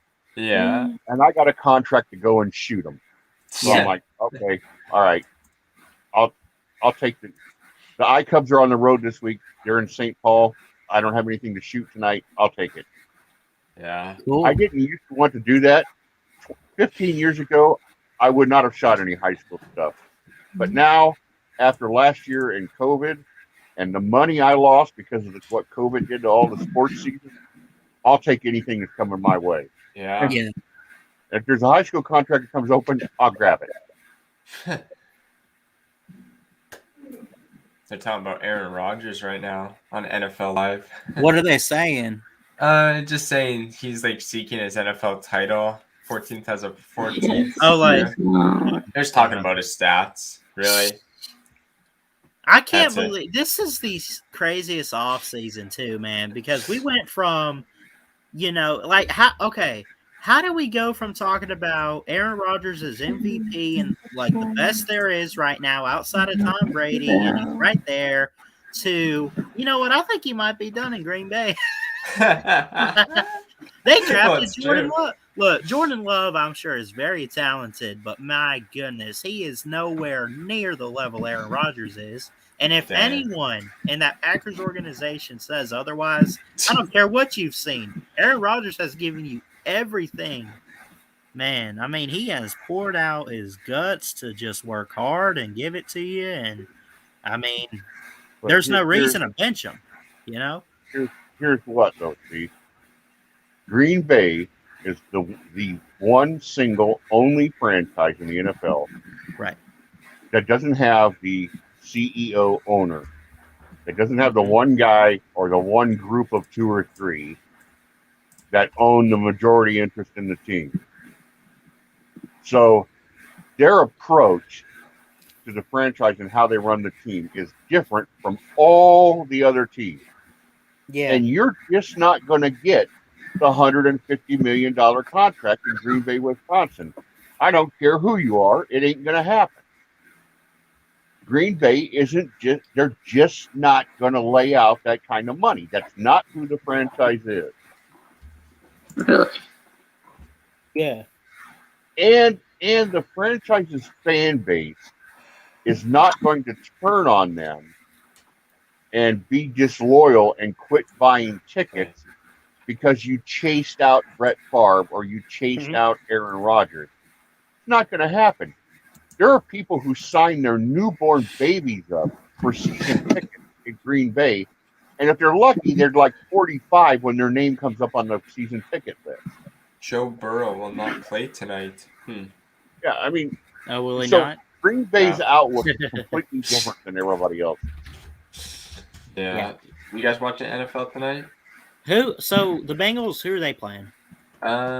Washington. I might check that game out. That could be interesting. Yep. Now we got NFL Network game. Chiefs, Cardinals, and Bengals at the Redskins or Washington. Are Murray and Mahomes playing tonight, or are they putting in second strings? Probably not. Probably not. I hate the preseason. I know. I mean, it's interesting, but I mean, I just hate that and I get why they do it. They want to give everyone an opportunity, and you want to rest your starters for the first game. But come on, Arizona and the Chiefs. I know. Oh man, that would be amazing. Ooh, wow. Yeah. So then the Falcons are playing on Saturday. Yeah. So we're playing Miami. So. Yeah. I would like to take this opportunity for the 33rd time to publicly thank the Atlanta Falcons for not taking Justin Fields at number 4, allowing the fall of my Bears at number 2. But we took Kyle Pitts, so. Yeah. He'll be good.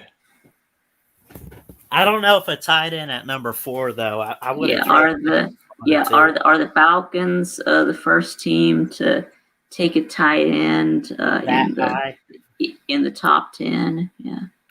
I don't know. I'm sure there's been tight ends in the top 10. I don't know about top 5. That's what you got to look at, Mike.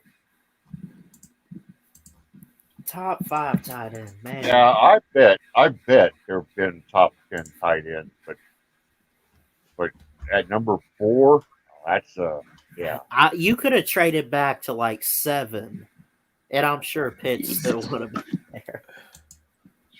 Trade back. Someone would have traded up with you to go grab Fields or whoever. Well, that was the thing that was so frustrating.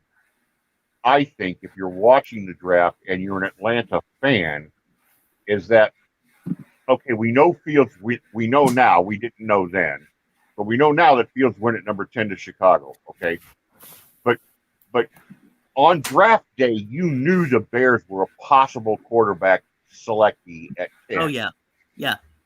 But Atlanta was sitting at number 4, and 5, 6, 7, 8, 9. None of those teams in there were likely to draft Kyle Pitts. They had other people on their mind.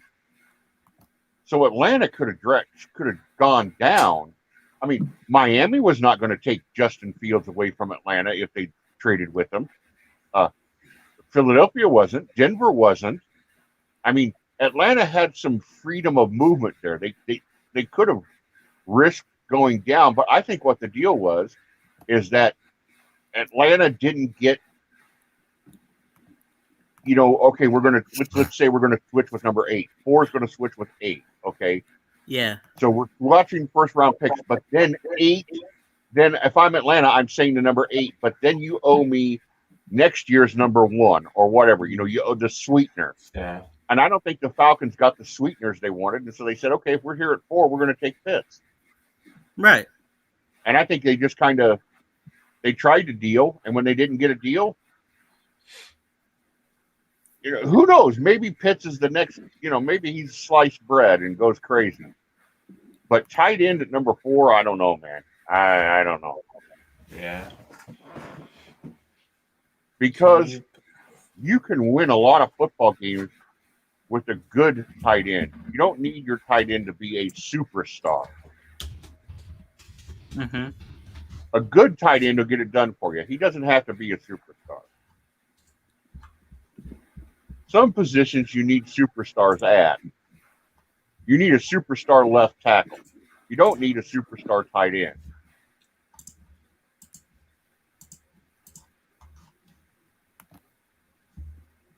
Who was it? Was it Detroit? Somebody took Penei Sewell. Yeah, I think the Lions got him. Yeah, they got a steal. Yeah, Yeah, didn't they get him at like or you mean P-Well, what's his name?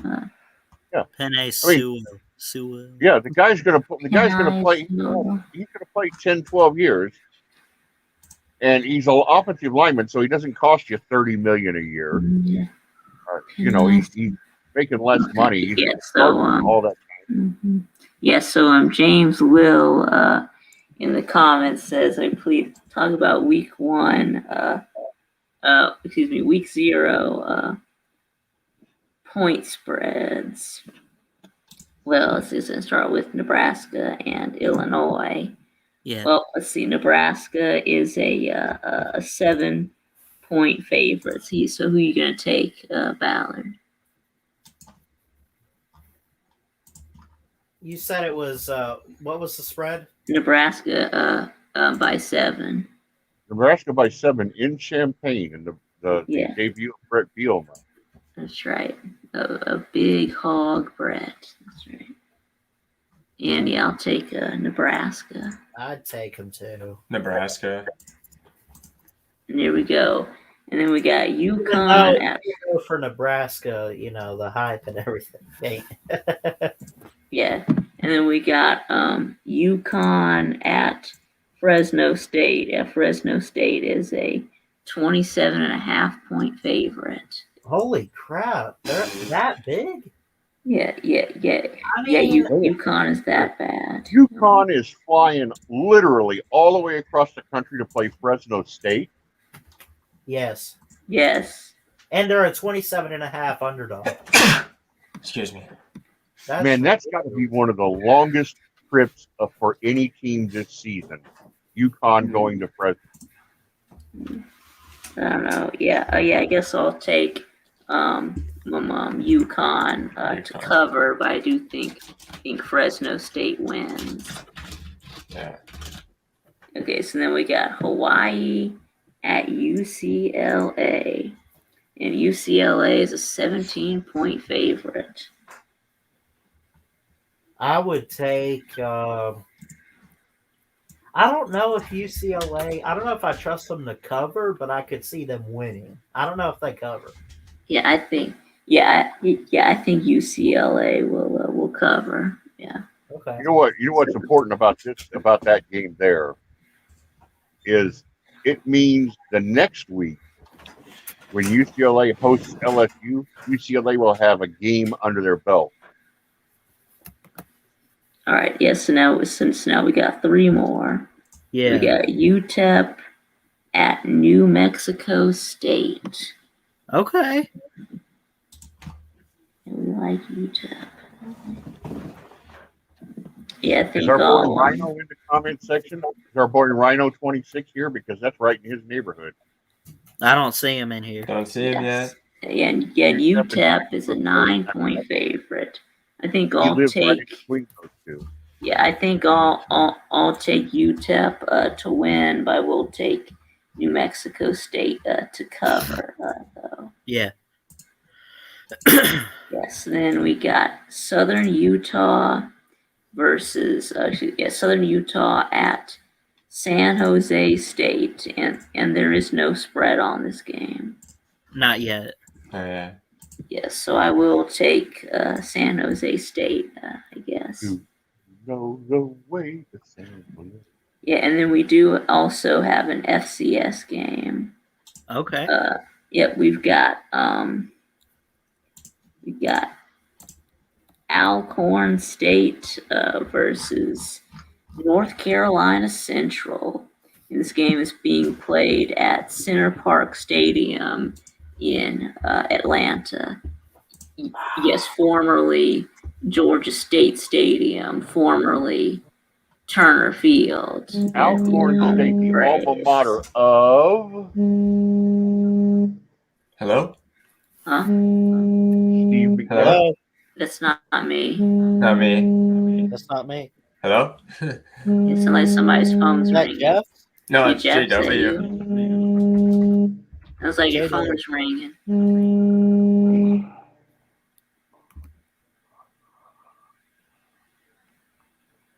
Okay. Somebody's phone was ringing. JW, I think. He said, "Who's the alma mater of what?" Oh. Who we left? Yeah. So they're playing in Georgia State Stadium, which used to be Turner Field, where the Braves used to play. And there is no line on this game. Yeah. So who should we take here? I guess flip a coin, right? Yeah, I guess I'll take I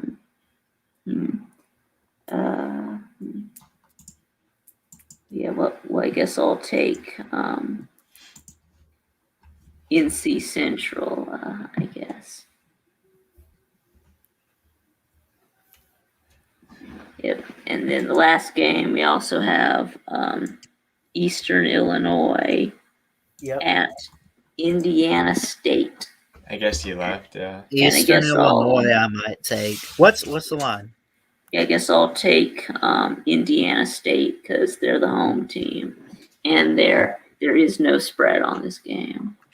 Oh, okay. Patrick Mahomes says he's going to play tonight now. Is he? Who knows? Why? Mm-hmm. Yeah, we'll see, I guess.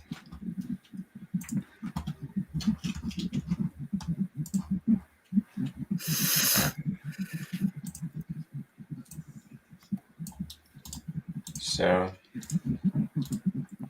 what are you guys going to do tonight? Just watch football, probably? I'm gonna watch. What is it? It's Friday. Yeah, Friday. I'm watching SmackDown. I know, and Yeah. I'm gonna get ready for SummerSlam tomorrow, man. Yeah. You a big fan of WWE? Yeah, I love it. Who's your favorite wrestler right now? Honestly, that's so tough because like I got so many. But I love watching. I don't see Roman Reigns fight that much when I watch it, but I love seeing him appear and talk smack or just show up. But like, man, I love watching like I don't. Yeah, Roman Reigns is good. He's not like my top. I like New Day or the Usos or whatever, like all the tag teams. Oh yeah. Big E's a great. He's a character. Yeah, he is. But Dude, I've been counting the days. I'm a huge fan of WWE. I watch it every weekend with my grandparents, and I've just been so pumped up for SummerSlam. And I mean, you have Lashley and Goldberg. You got Cena and Reigns, which is the main event. I mean, you got a lot of matchups to watch. Yeah, good matchups coming up. Yeah. Yeah. Justin Fields, they're showing. No, it's going to be a good event, though. So, what time does it start tonight? Tonight is, I'm pretty sure it's every Friday at 8 Eastern. Oh, okay. And I think tomorrow night, SummerSlam starts at 8 Eastern. It'll be 7 o'clock my time because I'm in Alabama. Mm-hmm. Yeah, and then tonight I have a live stream. What time you going live, buddy? Yeah, at 6 p.m. Eastern. That's in an hour. Tell you what, I'm going to go ahead. We got a good 2-hour show today, Mike Vick. It was really great. Jeff, thanks for coming on. Yeah, and no problem, and Thanks, of course Jeff. J-Dub too. Yeah, I just subscribed to you, Jeff. Yeah. All right, I'll just subscribe to you if you put yours in the private chat. Sure. I'll make my Welcome back, Webster. Welcome up. Hey, sorry I had to drop. I usually don't like to drop out without saying goodbye to everybody, but I had to pick up the phone, and it was worth it. I just picked up the University of Illinois at the University of Iowa third week in November. Really? So you got a game? There you go. Yeah, that was going to be an open date for me, and instead I've got a contract. So. Wow. Well, the Hawkeyes must love me. I'm going to be at Kinnick 4 times this year. You don't like the Hawkeyes, do you? I mean, like as an Iowa State guy, I'm sure that there's something about Iowa Hawkeyes. Let me put it to you this way, Ballard. Okay. When I get that check, I love you. I got you, man. Yeah. Iowa wants to pay me. Okay, they pay me the same Iowa State does. So yeah, that's awesome. Tell you what, guys, I appreciate both of these. Yeah, there. I put my channel link in the private chat. Yeah, man, absolutely. Y'all go subscribe to Jeff in the Zone. It looks like he got about 800. That's pretty cool. And Mike Vick, go sub him up as well. Vic, are you going live later today? Don't you usually do that on a Friday? Yeah. All right. Well, Valerie, if you guys are going to end the stream, then I'll just step out and say, Vic, maybe I'll catch you in your stream a little later. And everybody have a great day. Stay safe, and of course, roll tide. Roll tide, Jeff. Thank you, buddy. Thank you. Yeah. Thanks, Jeff in the Zone. Y'all go check him out, too. He's got quite a few subscribers. I wish I had found your channel earlier. I know I've seen you around here. Yeah, definitely. Sub to everyone on here, man. Hit the like. Check out your content, though. Hit the like, hit the sub, turn on the bell, man. Thanks. Yeah, absolutely. So now my link is in the private chat and the comments. So okay. Thanks, guys. Yeah. Yeah, I'm on the road to 300. Right now I'm at 297. So awesome. Yeah.